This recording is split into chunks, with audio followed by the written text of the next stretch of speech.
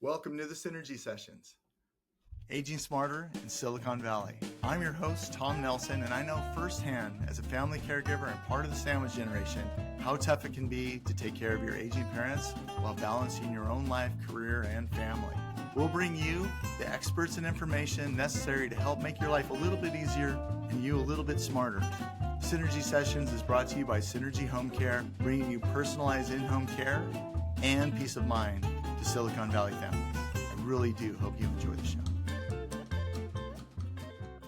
Hi, everybody. Welcome to the Synergy Sessions, Aging Smarter in Silicon Valley. My name is Tom Nelson, your host.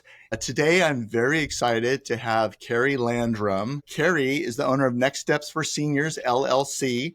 She has a master's degree in gerontology and has been working with seniors for over 25 years. Her company, Next Step for Seniors, is a free service. I wanted to point that out, and that'll perk people up, that provides individuals and families with options for senior care outside of the home. So, Keri, welcome to our podcast. Hi, Tom. Thank you very much. So I wanted to just start off by saying I'm really excited because you have helped me personally. Of course, I've referred people to you for years now. We've been fortunate to be in business for over 5 years now, and you were one of the first people I met through our good mutual friend Gwen Parker. And you helped my dad with his placement, and I was so grateful. And your services are one of the best kept secrets. There's a lot of people that don't know about these services. So I wanted to start off by just saying thank you for being a reliable referral partner and helping me personally. But getting started with, what do you do in your role and what does your company do kind of in general? So when people ask what I do, I say, I'm a geriatric consultant. The business focus of what I do is helping people with placements outside the home. But really what I want to make sure everybody is aware of, there's so many resources, not nearly enough, of course, but still there are many different resources that people are unaware of. And I try to make sure that we look at every resource that's available. The one thing that Next Steps for Seniors focuses on is when someone is ready to have their loved one receive care outside of the home, when home just is no longer working, or you thought they could go home from the hospital, but they actually aren't quite ready for that. And I ahead of time have looked at all the different options throughout Santa Clara County and beyond a little bit. So after somebody calls me, the first thing that I really like to do is, I take notes, but then if it's okay with them, I want to meet the person that needs the care, because what I tell them, like, okay, I've just taken all these notes, but that's I now have a piece of paper. I still don't know who the person is. And everybody is so unique and different, and one size does not fit all. And even if the licensure is the same, each care home, care community offers just a different level of care, a different touch, a different vibe. So I help them find the right one.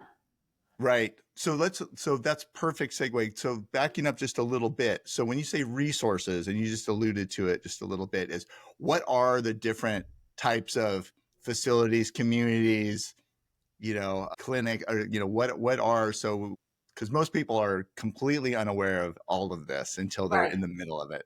So there are the big places. When you drive around, especially in Santa Clara County, there's these large assisted living communities. And they offer, lots of different levels of care.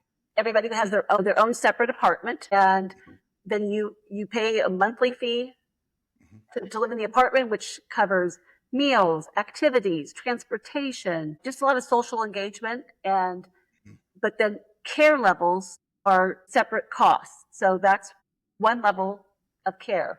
Within assisted living communities, they often have a separate memory care set up for somebody where cognitively they really can't function in an assisted living community. They're not safe to leave the building alone. Maybe they're socially inappropriate at times, just have different behaviors and care needs that need more focus. So those individuals, if they have a dementia diagnosis, would go there. Then there are separate freestanding Alzheimer's or dementia care communities. And there are several of those in Santa Clara County that are, very good. And that's all they do. They focus on how best to care and approach people who have a dementia diagnosis. Got it. So to clarify, so in the assisted living community, they have the different levels, but in a Yes, standalone memory care, that's all they do. yes, So those would be two distinct types of communities. Got it. right. And not everybody that has a dementia diagnosis needs to move only to a memory care. Right. There are lots of times where it makes sense to have them in assisted living if the community allows that. Some communities, if there's a dementia diagnosis, if that box is checked, that Yep. we cannot live in assisted living at that community. Mhm. Some are a little more flexible. So if like finding out if they have a wander guard system on the exit doors. So like when my mom was Oh, in assisted living, the uh-huh. community did have a wander guard system. So she was able to live in assisted living for quite a while before she had to transition to the memory care. But she did fine in assisted living for. And I think also too is, like for my dad, I mean, when I talk to my clients, my journey has been so vast with my parents and different people, and I've lived it as well, is that for some people, if their cognition is too high, they may check that box as being dementia, but they may be much higher cognitively functioning and aren't appropriate for a certain type of community. Right. And what you helped me with, we transitioned to a different type of community, which a much better fit in general, but on paper it would have been fine. But your identifying a right fit for him was a perfect example of having that diagnosis, but a different type of facility or residence was actually better for him.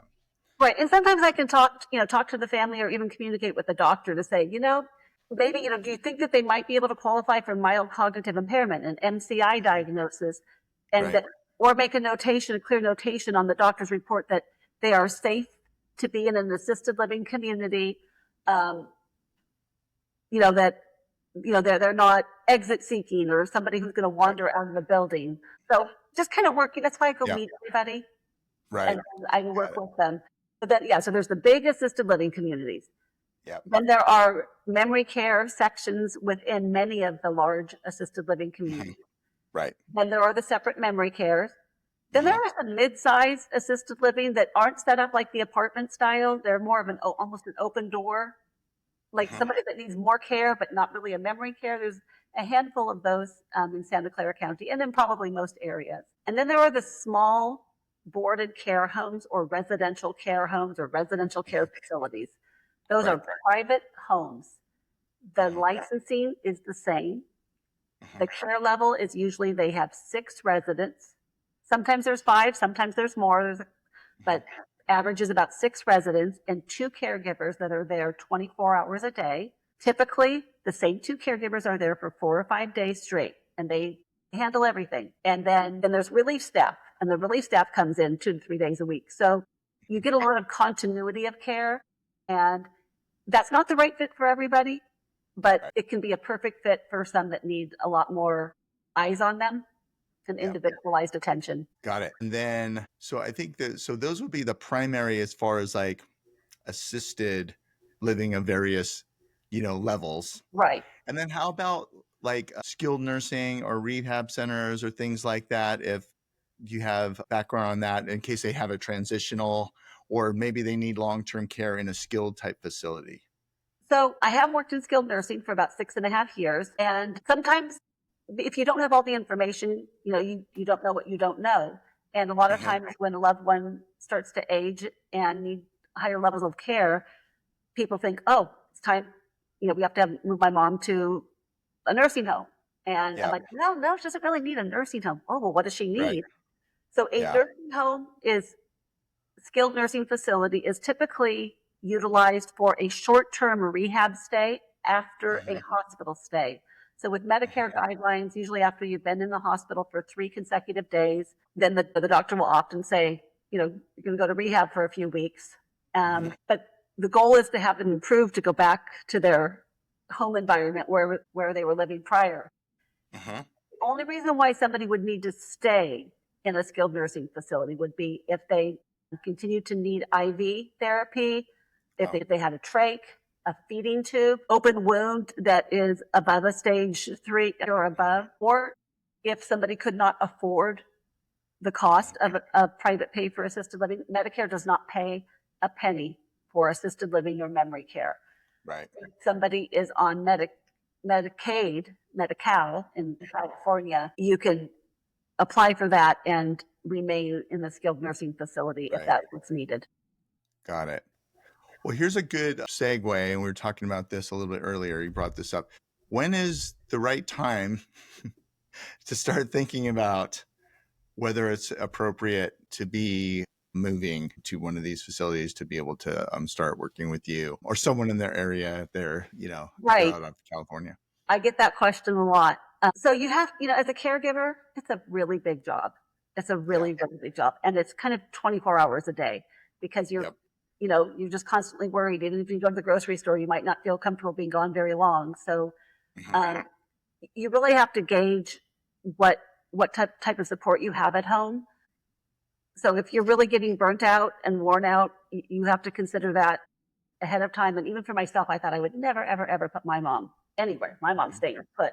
Well, I managed her care at home for a while. Then I had her move in with me. My kids were younger at the time, and my mom was up like almost 24 hours a day. So I was sleeping about 2 hours a day and taking care of school-age kids. And she was ambulatory. I could not leave the house without her or having somebody still here with her. So eventually I realized, actually my family realized, like, no, you can't keep doing this. You're getting burnt out.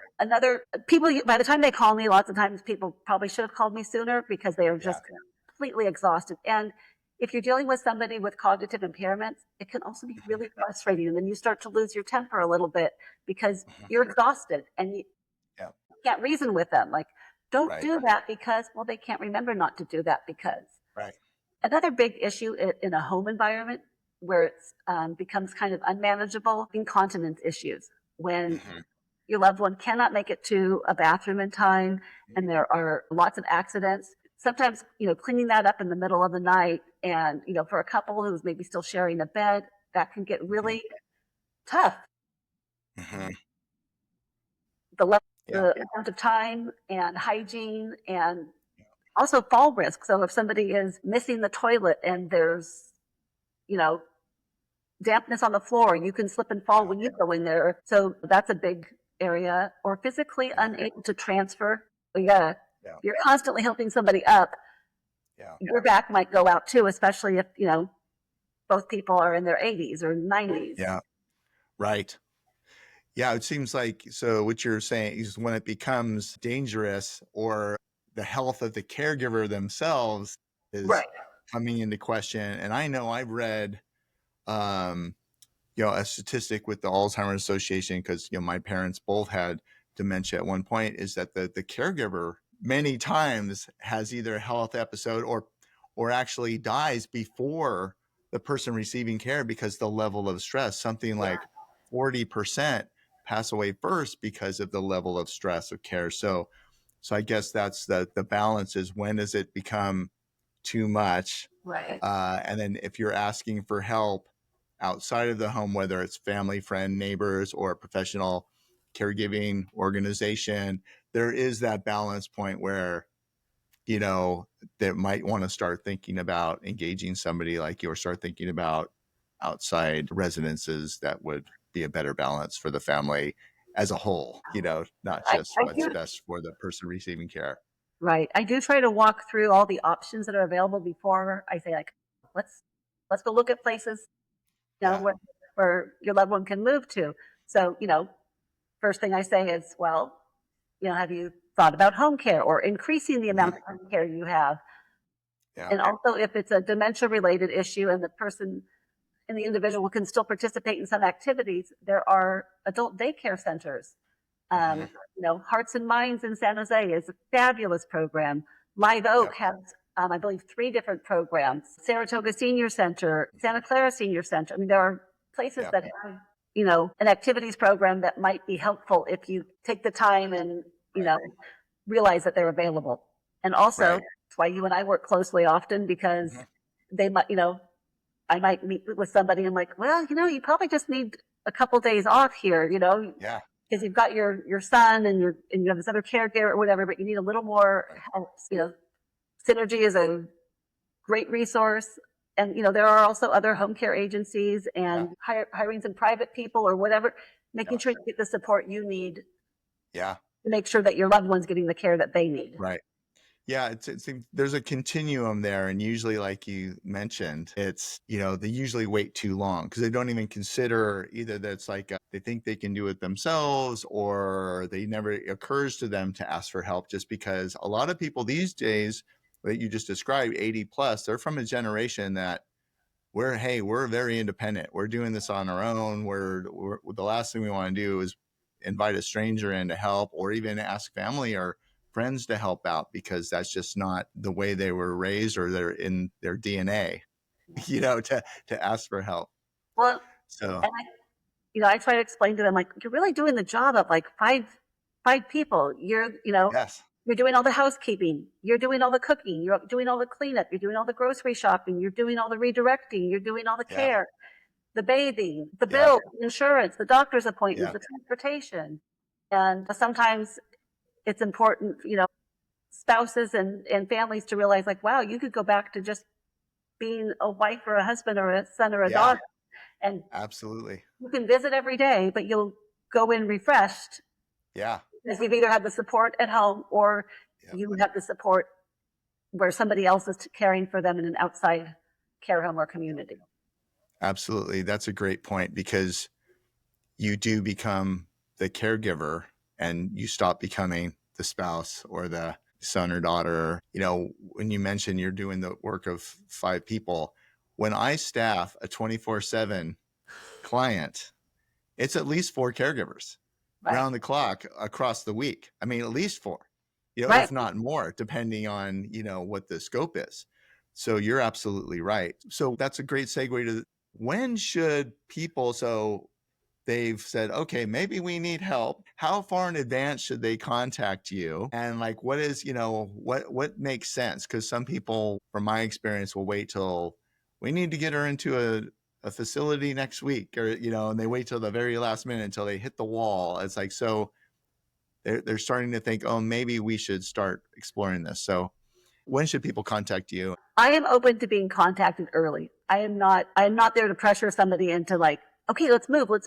It's more like, okay, Yeah. let's see what's going on, what support you have, what care the individual needs, and Mhm. are those needs being met? If not, how can I help you create almost a care plan of what Mhm. you need? So years ago, one of my clients was out in a condo in the Evergreen area, and Uh-huh. the son and daughter-in-law contacted me, and after visiting with her for about 45 minutes, I realized her biggest issue was like Thursday afternoons. Garbage was on Friday, and getting her garbage out and back in. And then she was Yeah. telling me who comes over which days and things like that. And like, so I told the family, I don't think she needs to move yet. I think you need somebody here on Thursdays afternoons and Friday mornings, making sure. They're like, what?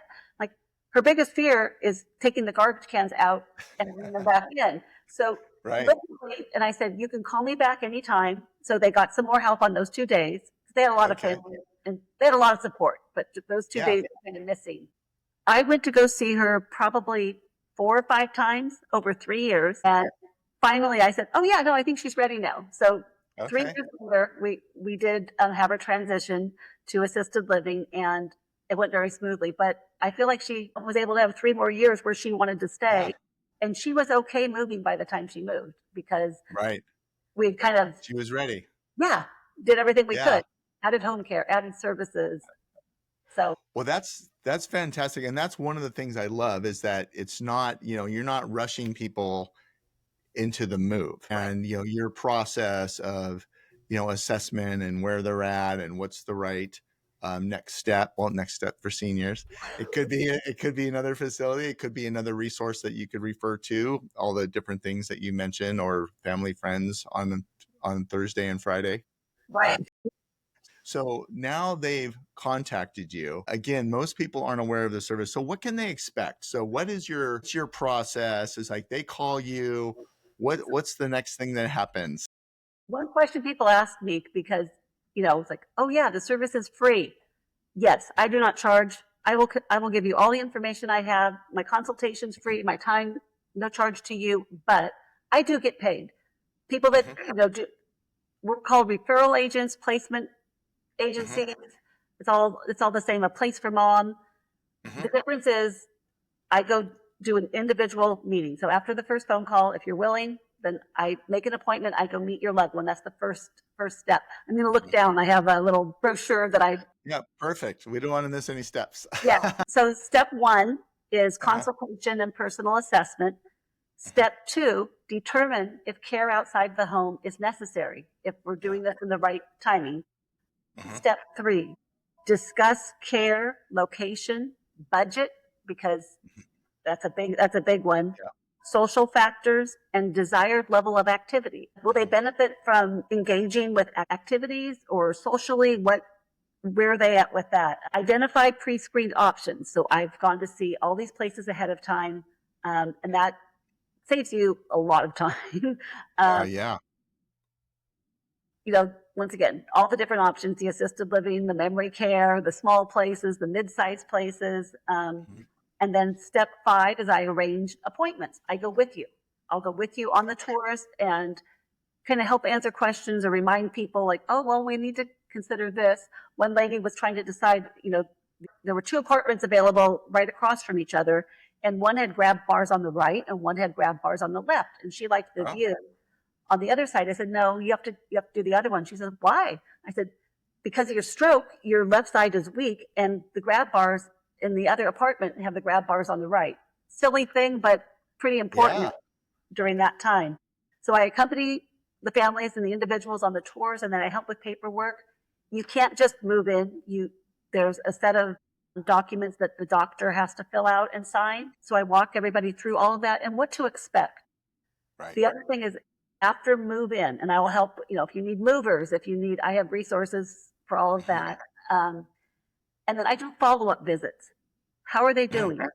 Are your expectations being met? If you don't want to call the community or you're hesitant to complain or ask questions, Mhm. you're more than welcome to call me first. And I can, help navigate that or be a, you know, Right. mediary for the family and the communities. But I really Well, try to help people. I think that's a really important point. I didn't mean to interrupt, but you following up to make sure that, let's say last month they had an executive director at that facility or community that you really respected, and they ran a tight ship or delivered what they said you're going to deliver. And now this month, you just referred a client in there, and they're not getting the same experience. So I think that's really smart to follow up and to make sure, because that keeps you up to speed on the current status of that facility with every new client that's coming in. Because if it's changed, you need to know that, which I think is really Yeah, smart and a great service for your clients. yeah, I think it's helpful.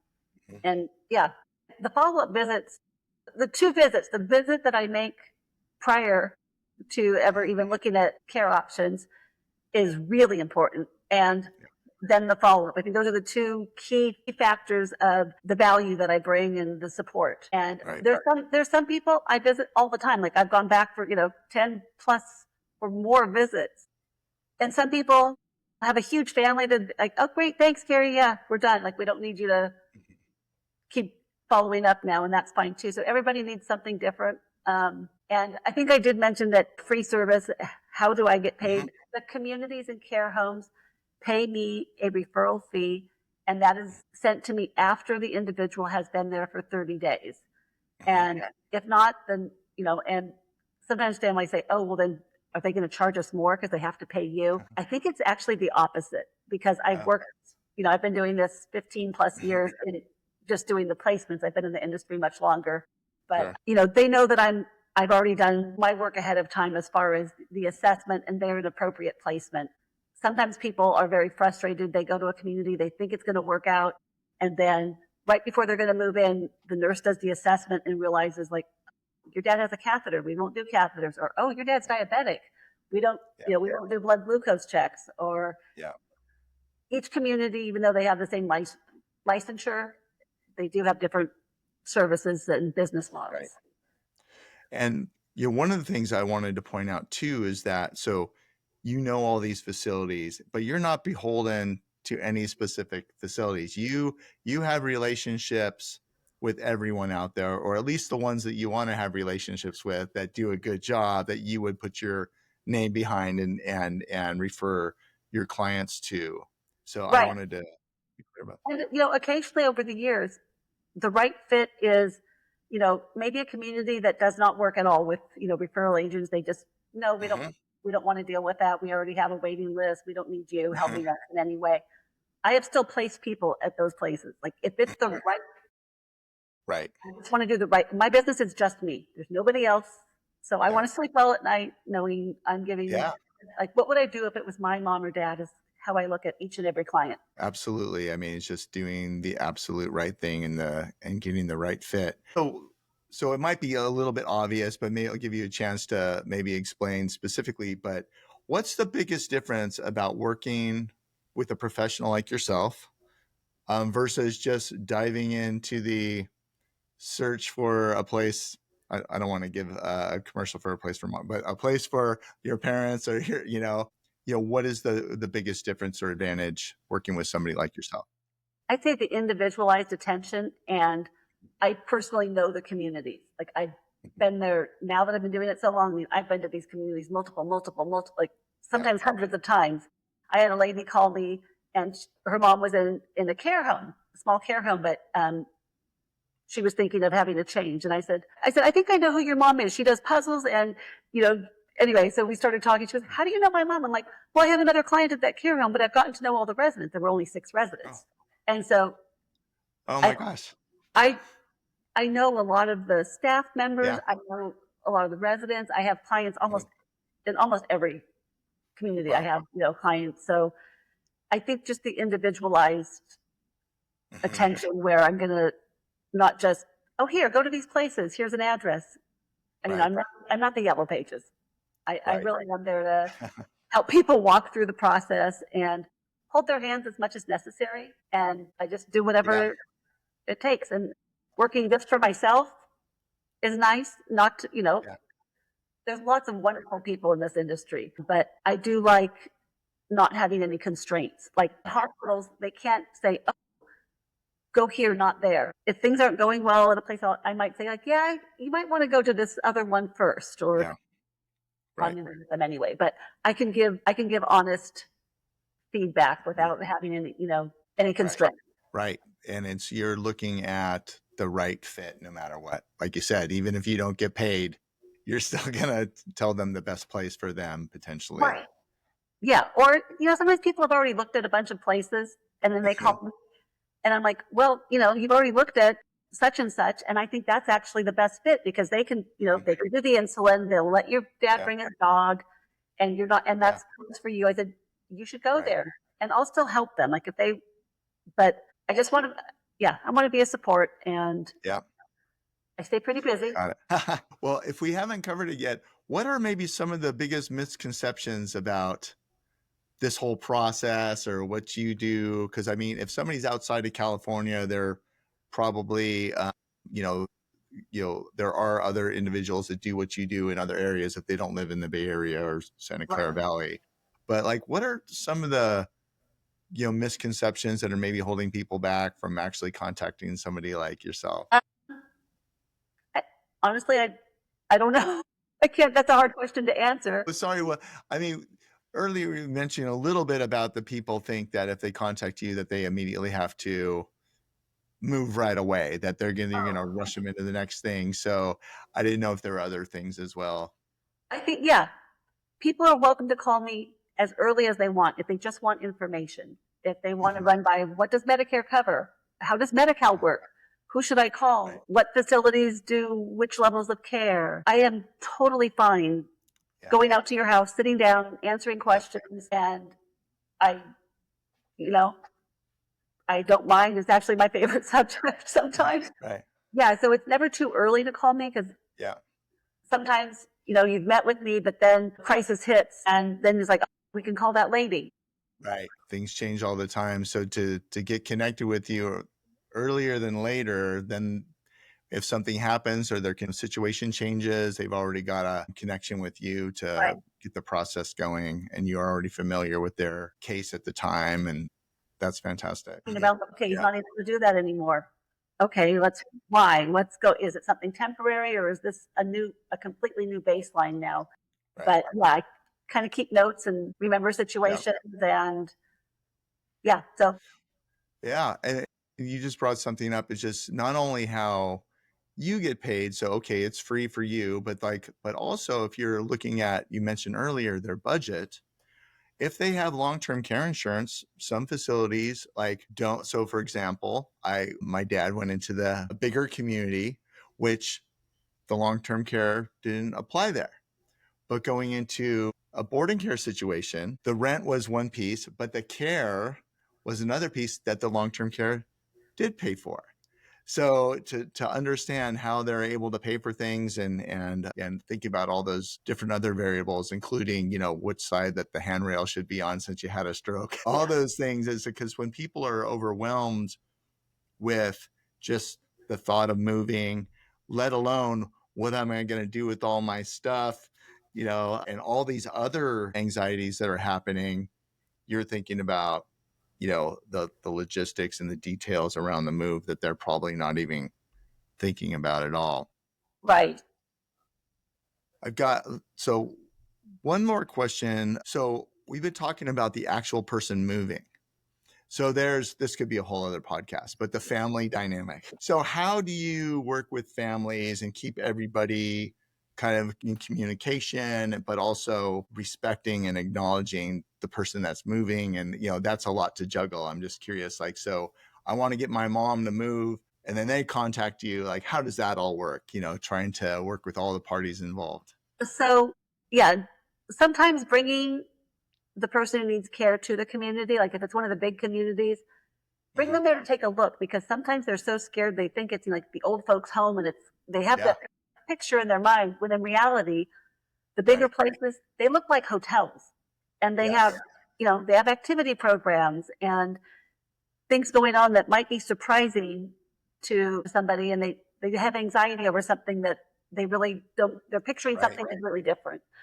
So trying to do that, and I think sometimes having somebody else bring it up changes the dynamics. Like even if he brings kids, like your child won't do something for you, but then the neighbor or the friend's family says, "Oh no, he ate everything," or so they respond differently to different people. And also, if they think like, "Oh, you're a professional doing this, and you're suggesting this," or we contacted you because the doctor recommended we contact you. It kind of takes the son or daughter or their family member off the hook. But with the whole family, one of the things, and I think you mentioned Tammy Anastasia had been on one of your podcasts too. She's wonderful. In one of her support group meetings, I remember she said, "You're not doing this to them, you're doing this for them when it comes to the move." And I think a lot of people have a lot of guilt. So they don't realize, okay, I'm actually doing this for my mom, not to my mom. And still go visit every day and all of that. Also with family, sometimes I just get together, everybody comes to the house, to either the mom, dad's, or one of the kids' houses, and I show up and we just talk about everything. We talk about the options, what mom and dad need. Is the timing right? Is it not? And we just kind of brainstorm and try to come up with a care plan that works, that everybody can agree on. And then then we have like an ongoing text group or an email group or a Zoom meeting. I'm willing to help families navigate this in any way that's going to be the best support to them. I think that, and you brought something up, is you're the professional. So like somebody, a gerontologist, a third physician, those, a lot of times, again, this generation will, and actually it's not even this generation. I mean, I can't even provide music lessons for my daughter, even though I can play music. I need to get hire instructor, or swimming lessons or for kids. Right. Everybody doesn't want to be told by their children or somebody else. They want to make their own decision. And if a professional is telling them based on your goals and what you want and, those types of things, this is my recommendation, or this is what I think you should do, or the same with a physician. It's like, it's in a dangerous situation. You need X, Y, and Z. Typically they'll listen to the expert.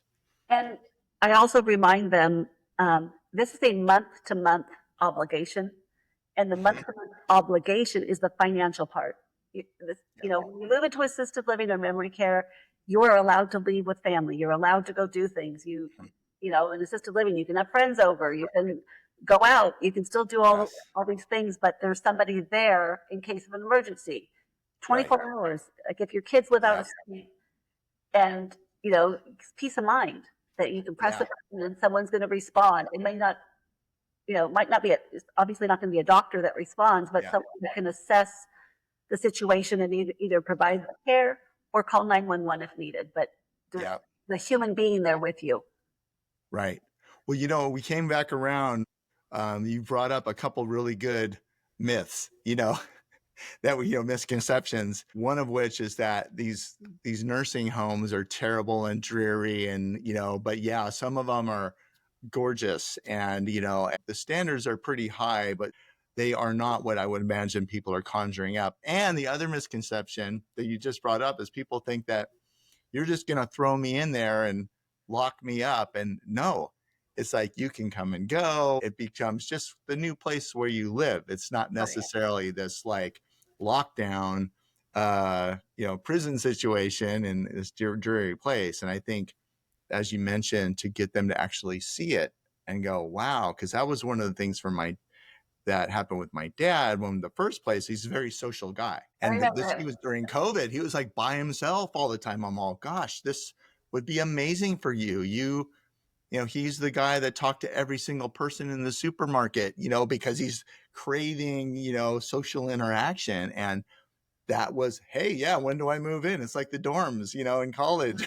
It's a great situation. So to kind of bust that misconception of a dreary lockdown place, that sounds like a really good process to get them out there and check it out, and they can make their own decision on which one's right for them from the environment perspective. Right. And I just take all of their, I always ask people, what do they do for their career? What are their interests? So I'm trying to like line up where I think they're going to fit the best fit, either based on who are the other residents, what's the care, what activities do they do. Yep. All the things that they're not thinking about because they're trying to rush to make this decision, that you're checking those boxes for them to make sure it's the right fit. Because even though it's only a month-to-month commitment, who wants to keep moving all the time? It's, if you can get the right fit, and that's just for my business too, the right fit caregiver, we spend a lot of time on that because we don't want the churn of new caregivers just any more than somebody wants to keep moving residents. You don't want to keep trying it out every month, and by the fifth one, it's, oh, here's the right fit. You can short circuit that or shortcut it. Right.